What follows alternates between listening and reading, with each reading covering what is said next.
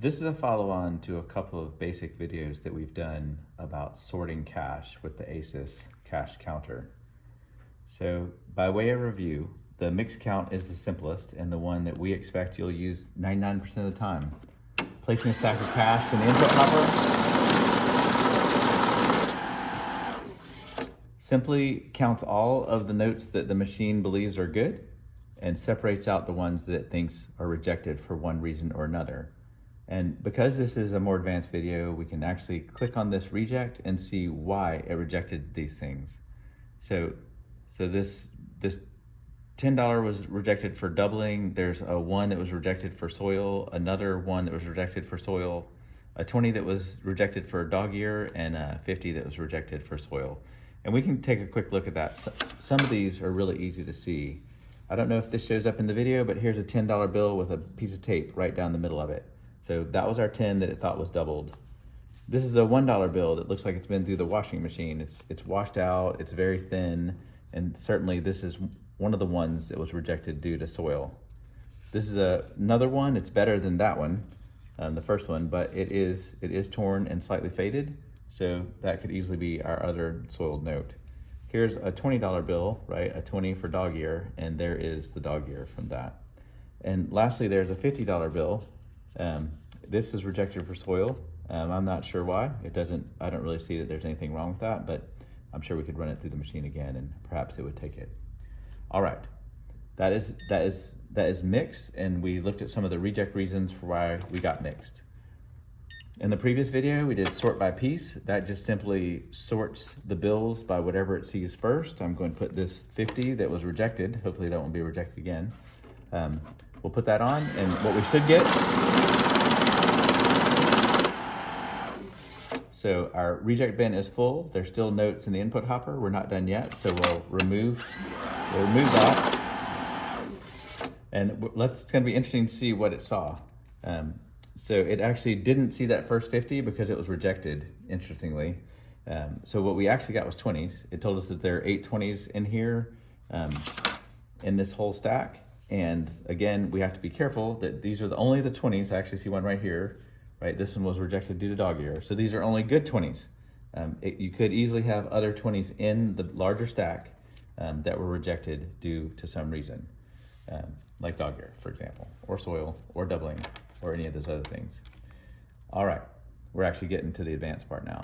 So now we're in the sort by group. And sort by group means, as a user, you get to decide what you're looking for. So I want to look for $1 bills. I want to get all the $1 bills out of this batch, and with the understanding that it's only going to give me good $1 bills. There could still be $1 bills. So our reject bin is full, but we still have notes in the input hopper. We'll remove those, and this will continue. And so what we found as a total is that we had eight good $1 bills. Again, that doesn't mean that there wasn't a good $1 bill in this batch. So let's go to the next level of sophistication here. So we can get to this sort group or sort piece or mix either way by clicking the upper left-hand corner or by selecting mode. So you've got mix, sort by piece, and sort by group up here.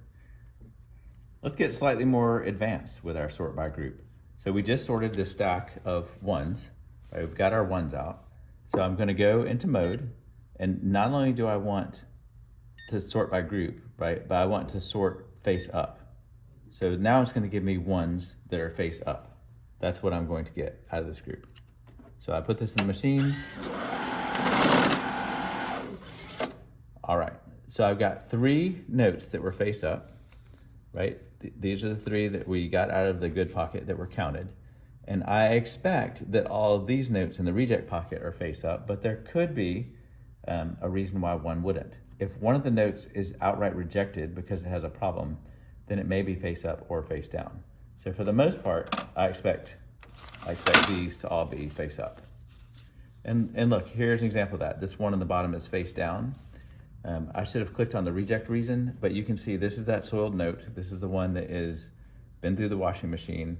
And so that one was flat out rejected because it was a rejected note. So that is an example of that. And then let's go one more level of advancement. So we'll click our button, we'll go to mode again, and not only do we want face up, but we want face up, head in. So this is only going to give us $1 bills that are face up with head in towards the machine. All right, so here are all of our 4 notes that were face up and head in, and everything else here is either not head in or not face up, right? So there's no telling what we're going to get in the stack, but here's some several head outs and 1 upside down note. So that is kind of what we would expect from that. I neglected to mention that as you select these, like this icon that you see here is to let you know that you've selected head in notes.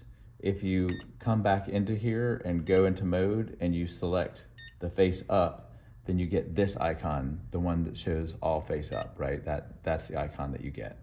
So these are the visual clues that there's something different about the machine, or there's a different setting about the machine than you might expect. And so just, once again, the quick recovery for all that is to click on the upper left-hand corner, get it back to mixed notes, and we can do a quick count with our full note stack. And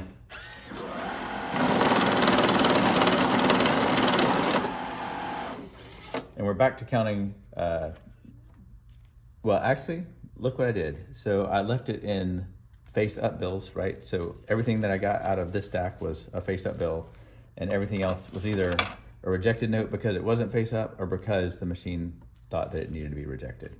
So let's go, we'll go into the mode, we'll take that face up off, right? So this is a great example of how you think you're back in mixed count, but you still got a selection that you really didn't want selected. So we'll go back to mixed count. Now we have nothing selected in there, and this will give us a normal count.